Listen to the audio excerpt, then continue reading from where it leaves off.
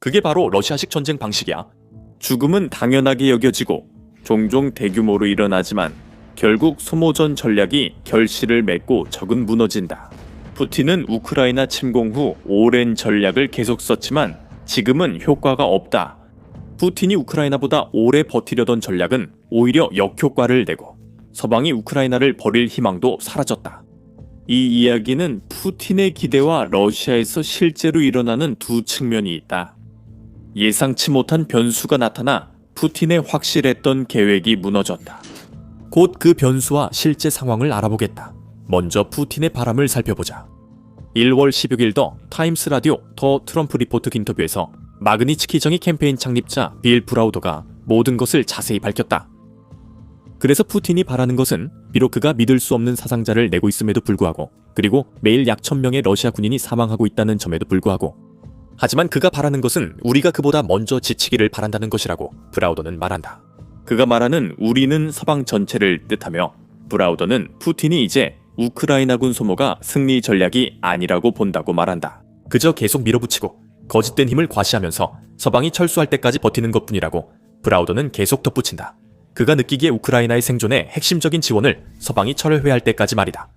그리고 민주주의나 자유 언론에서 조금만 고통을 겪어도 우리는 스스로를 복잡하게 얽어매고 있다. 우리가 우크라이나를 계속 지원해야 하냐고 말하는 거지. 그것이 바로 푸틴의 큰 도박이다. 끝없이 이어지는 러시아군의 우크라이나 투입이 결국 우크라이나의 동맹국들이 포기하게 만들 것이라는 계산이다. 자원 대 의지의 싸움인 셈이다. 푸틴은 서방의 의지가 러시아보다 먼저 무너질 것이라 내기한다. 푸틴이 자신의 전략을 끝까지 밀어붙이기 위해 점점 더 절박해지면서 약간의 보험을 두고 있지 않은 것도 아니다. 러시아 대통령은 우크라이나의 유럽 동맹국들을 달래기 위해 일부 명목상 주장도 하고 있다. 예를 들어 2025년 12월에 푸틴은 러시아가 또 다른 유럽 국가를 공격할 것이라는 생각은 터무니없다고 주장했다. 푸틴은 4시간 반 텔레비전 연설에서 그 나라들은 러시아를 존중해야 한다고 말했다. 우리의 이익을 존중하고 우리를 존중해준다면 어떤 군사작전도 없을 것이다. 우리는 항상 여러분의 이익을 존중하려고 노력해왔다. 푸틴은 BBC의 특별 군사작전 관련 질문에 답했다. 여기서 존중은 우크라이나에서 우리가 원하는 대로 하게 두는 것을 의미한다. 푸틴은 러시아가 우크라이나에서 하고 있는 일이 바로 지금까지 집단적 서방이 그 나라를 그렇게 굳건하게 지지해온 이유라는 사실을 깨닫지 못하는 것 같다. 이 발언은 유럽 내에서 우크라이나 전쟁 장기화와 자원 소모를 우려하는 이들을 달래려는 시도로 볼 수 있다. 푸틴의 전략이 성공할 수 있다고 믿는 이유가 있다. 일부는 푸틴의 우크라이나 침공에 대한 서방의 대응이 처음엔 미흡했고 이제야 4년 전에 도달했어야 할 수준에 근접했다고 본다. 이런 의견을 가진 사람 중 한 명인 니일로는 1월 17일 키예프 포스트 기괴서 유화책 지연이 그 이유라고 주장했다. 러시아는 겨울 공습으로 수천 명의 우크라이나인들을 전기와 난방 없이 지내게 했고, 니일로는 우크라이나가 수년간 요청해온 방공 시스템을 언급한다. 이 요청들은 정치적 문제로 주저와 지연, 확전 우려에 부딪혔고 서방 지도자들은 모스크바 자극이나 과도한 개입을 걱정했다. 니일로는 서방이 자벨린과 하이마스를 지원했지만 러시아의 미사일과 드론 공격을 막기엔 충분하지 않았다고 주장한다. 푸틴에게도 일리가 있을 수 있습니다. 서방, 특히 미국이 전쟁 확전을 주저한 것은 그에게 여전히 기회가 있음을 뜻합니다. 푸틴의 신조는 계속 밀어붙여라입니다. 서방은 계속 두려워할 것이고 결국에는 물러설 것이며 그렇게 되면 우크라이나는 차지할 수 있게 될 것이라는 겁니다. 물론 푸틴이 조장한 두려움을 달래려는 시도나 위협, 회유는 모두 숨은 의도가 있습니다. 우리는 푸틴의 평화협상 접근 방식에서 그것을 볼 수 있습니다. 11월에 애틀랜틱 카운슬은 푸틴이 이른바 평화를 말하면서도 우크라이나를 지우려는 노력을 강화하는 것 외에는 아무것도 하지 않았다고 지적했습니다. 이 매체는 러시아가 점령한 우크라이나 지역에서 러시아가 무엇을 하고 있는지 강조하며 그곳에서 민간인들을 상대로 공포 정치가 자행되고 있다고 주장합니다. 우크라이나 남부와 동부에서는 우크라이나의 상징과 문화가 사라지고 30여 년 전 소련 억압에서 벗어난 국가를 러시아화하려는 캠페인으로 대체되고 있습니다. 푸틴은 평화를 원하지 않으며 유럽이 자신이 KGB에 있던 시절로 돌아가길 바랍니다. 즉, 그가 우크라이나에서 멈출 것이라는 어떤 주장도 매우 의심스럽게 받아들여야 합니다. 그 의심의 정도는 혈압이 치솟을 만큼 큽니다. 지금의 전략은 예전과 똑같습니다. 적보다 더 오래 버티는 것입니다. 푸틴이 이제 우크라이나가 아니라 서방, 특히 유럽을 주된적으로 여기고 있다는 점이 새롭습니다. 서방, 포기하는 것은 푸틴의 꿈의 시나리오입니다. 그리고 아무리 가능성이 작더라도 이 영상에서 나중에 다룰 와일드 카드가 그가 그 꿈을 현실로 만드는 데 도움이 될 수도 있습니다. 대부분 서방 국가에서 푸틴의 계획이 무너졌다고 보고 있습니다. 우크라이나에 대한 지원을 철회하는 것과는 달리 우크라이나의 가장 강력한 동맹국들 중 다수는 오히려 지원을 강화하기 위한 추가 조치를 취하고 있습니다. 이것이 2026년 연일 월 이후 우리가 본 일입니다. 1월 16일 우크라이나와 영국은 100년 동맹 첫 기념일을 맞았습니다. 이 동맹은 푸틴 이후에도 영국이 우크라이나 주권을 계속 지지한다는 메시지를 전달하려 체결됐습니다. 같은 날 우크라이나 에너지 안보 지원을 위해 약 2,699만 달러, 2천만 파운드 지원이 약속됐습니다. 이로써 푸틴이 간섭 못할 확실한 동맹이 하나 생겼습니다. 기념일 10일 전에 파리 선언이 공개됐습니다. 이 선언은 영국, 미국, 그리고 영국과 프랑스가 주도하는 의지의 연합 간의 합의입니다. 전쟁 후 우크라이나의 강력한 안보 보장과 미국 주도의 휴전 감시 메커니즘이 지원하는 다국적군 파견을 약속합니다. 이 선언에서 연합국은 우크라이나 군대 지원을 지속하고 러시아 침공 시 대응하겠다는 구속력 있는 약속을 했습니다. 다시 한번 메시지가 전달되었습니다. 서방은 우크라이나가 존재하는 미래를 적극적으로 만들어가고 있습니다. 이는 푸틴의 전략이 달성하려는 목표와는 정반대입니다. 서방이 푸틴을 제멋대로 두지 않겠다는 구체적 사례도 있었습니다. 1월 우크라이나 동맹국들이 러시아 그림자 선박 3척을 납포했습니다. 그중 첫 2척의 납포는 올해 첫 주에 일어났으며 미군이 마리네라호와 소피아호를 모두 승선해 억류했습니다. 이 선박들은 베네수엘라와 관련됐고 미국은 최근 니콜라스 마두로 전 대통령 체포 작전을 완료했습니다. 최근 프랑스는 영국 지원으로 지중해에서 또 다른 그림자 선박을 납포했습니다.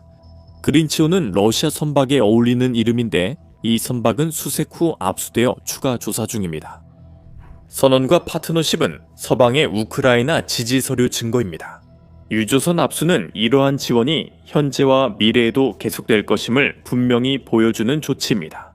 브라우더는 우크라이나가 그림자 선단 압수가 지속되고 확대되길 바란다고 말합니다. 이런 상황이 계속될지는 트럼프가 마크롱 프랑스 대통령이나 스타머 영국 총리에게 무엇을 말하느냐에 달렸습니다. 결국 트럼프에게 달린 일입니다. 베네수엘라의 그림자 선단을 겨냥하는 것은 러시아의 그림자 선단과도 겹치는데 이로 인해 푸틴은 또다시 굴욕을 당하고 있다고 브라우더는 말합니다. 반면에 트럼프가 베네수엘라와는 아무 관련 없는 러시아 소유의 그림자 선박을 장악하거나 승선했다는 발표는 전혀 들리지 않는다고 그는 덧붙입니다.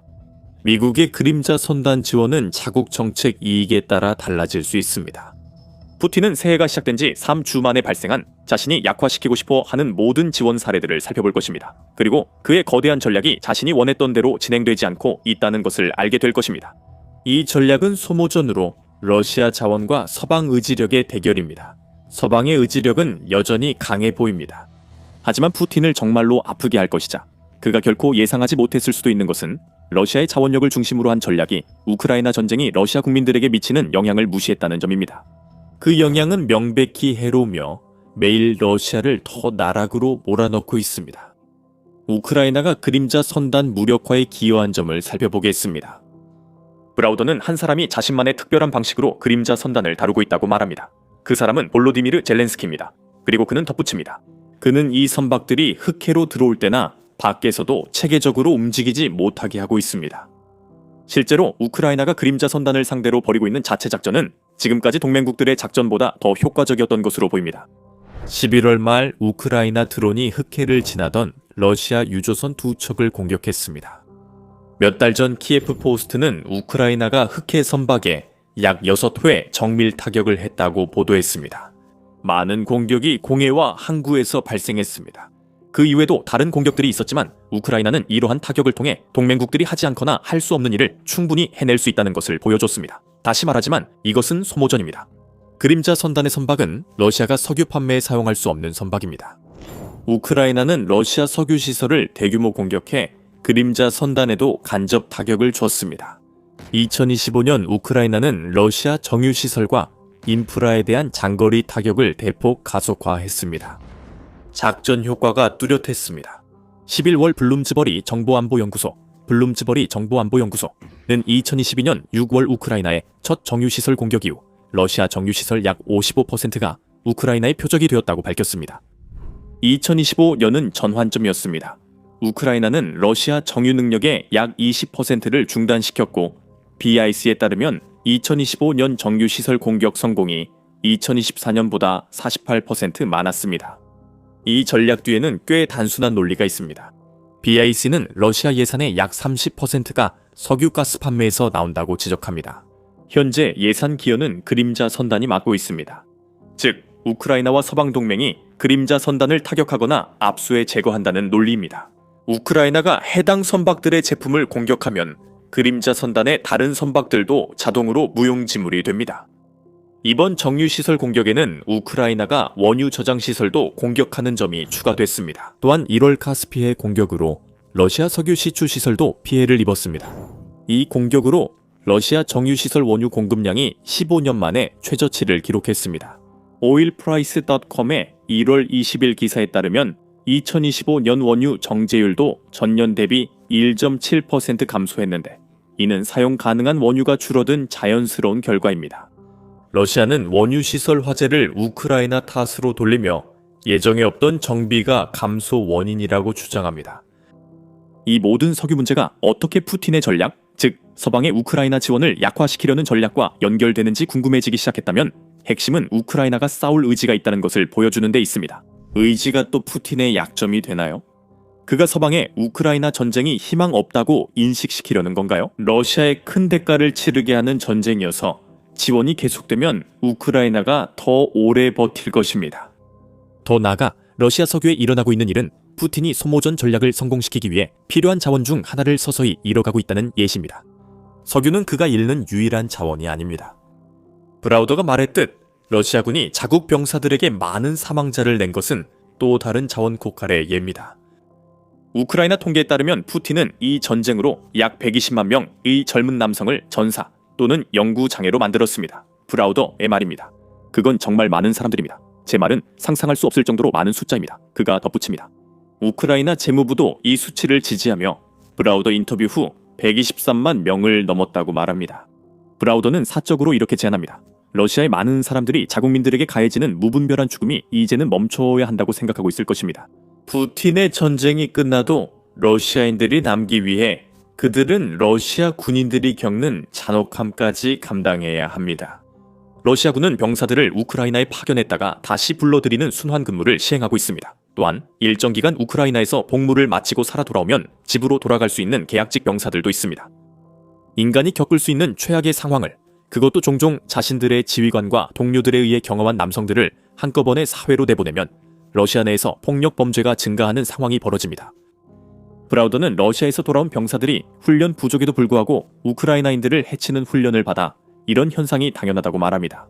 이들은 친구와 동료들이 전장에서 순식간에 파괴되는 것을 목격했습니다. 이렇게 심리적으로 손상된 사람들이 임무가 끝나거나 끝난다면, 전사하지 않았다면 다시 러시아로 돌아와 똑같은 일을 저지르고 있다고 브라우더는 말합니다. 브라우더의 말에도 일리가 있음을 알 수 있습니다. 2025년 12월 모스크바 타임즈는 우크라이나 전쟁 4년 동안 귀환 러시아 군인들이 1000건 넘는 살인 부상 사건과 연관됐다고 보도했습니다. 이 통계는 일부 귀환 군인에게만 해당됩니다. 만약 내일 전쟁이 끝난다면 약 69만 5천 명의 군인들이 나라로 돌아오게 됩니다. 그들 중 일부는 전쟁터에서 익힌 잔혹함을 고향으로 가져올 것입니다. 아이러니하게도 이로 인해 푸틴이 자원으로 여기는 인력이 러시아에서 더 많이 사망하거나 다칠 것입니다. 푸틴이 특별 군사작전에 많은 것을 잃었지만 우크라이나는 여전히 건재하고 동맹국들의 지원도 이어지고 있습니다. 그의 전략은 무너지고 있습니다. 푸틴이 우크라이나보다 오래 버틸 희망은 영상 초반 언급한 와일드카드뿐입니다. 여러분도 그 와일드카드가 무엇인지 짐작하셨을 겁니다. 미국, 좀 더 구체적으로 말하면 트럼프 행정부입니다. 브라우더는 트럼프 정부의 러시아 접근이 종종 모순적이라고 강조합니다. 한편 그는 트럼프 행정부가 푸틴을 두려워하지 않음을 베네수엘라에서의 미국 행동으로 보여준다고 말합니다. 러시아가 방해했다면 미국은 마주로 점령 작전을 진행해 모든 방어를 무력화시키는 군사적 성공을 거뒀습니다. 독재자, 불법적인 불량 정권의 독재자를 잡아내고 그를 제거하면서도 단 한 명의 미국인 생명도 잃지 않는 것입니다. 푸틴이 원하는 힘이지만 4년간의 전쟁은 그가 그런 힘이 없음을 증명했습니다. 그래서 메시지가 전달됐냐고요? 꼭 그렇진 않습니다. 한편 브라우더는 트럼프가 미국이 그린란드를 통제해야 한다고 주장했다고 언급합니다. 브라우더는 그게 푸틴에게 좋은 구실이라고 말합니다. 브라우더는 미국이 그린란드를 원한다면 푸틴이 왜 우리는 크림반도나 우크라이나로 비난받는가? 라고 주장할 수 있다고 말합니다. 트럼프가 푸틴에게 구실을 주려 한 것 같지 않습니다. 그는 그린란드를 통해 미국 강화에 관심이 있어 보입니다. 하지만 위선은 존재합니다. 트럼프 행정부의 우크라이나 지지, 예를 들어 선단 선박 압류 등은 트럼프의 우크라이나 혼란 조장 발언으로 자주 상쇄됩니다. 1월 중순 트럼프는 우크라이나 러시아 평화협정 무산 책임을 젤렌스키에게 돌렸습니다. 크렘린은 신속하게 반응했으며 푸틴이 가장 신뢰하는 대변인 드미트리 페스코프가 이렇게 말했습니다. 여기 동의합니다. 실제 상황입니다. 페스코프는 푸틴을 대변합니다. 러시아 대통령은 여전히 자신의 의지와 자원 전략이 유리하게 작용할 수 있다고 기대할 수 있습니다. 그러나 변수라는 문제로 그들의 다음 행동을 예측할 수 없습니다. 서방, 특히 우크라이나의 유럽 동맹국들이 버티면 변수는 줄고 푸틴의 마지막 승리는 실패할 것입니다. 결국 블라디미르 푸틴은 자신이 깨닫지 못하더라도 이미 마지막 단계에 들어섰습니다. 하지만 그의 지정학적 영향력이 무너지고 여러 경제 문제가 러시아를 괴롭히며 우리가 방금 논의한 모든 문제들이 겹쳐진 상황에서 블라디미르 푸틴은 승리의 희망 없이 오직 갈등만을 키울 수밖에 없는 승산 없는 상황에 자신을 몰아넣었습니다. 이 모든 것이 무엇을 의미하는지 저희 영상에서 확인해 보세요. 이 영상을 재미있게 보셨다면 우크라이나 전장의 이면에서 벌어지는 일들에 대한 더 많은 통찰을 얻고 싶으시다면 꼭 더 밀리터리 쇼를 구독해 주세요. 그리고 언제나 시청해 주셔서 감사합니다.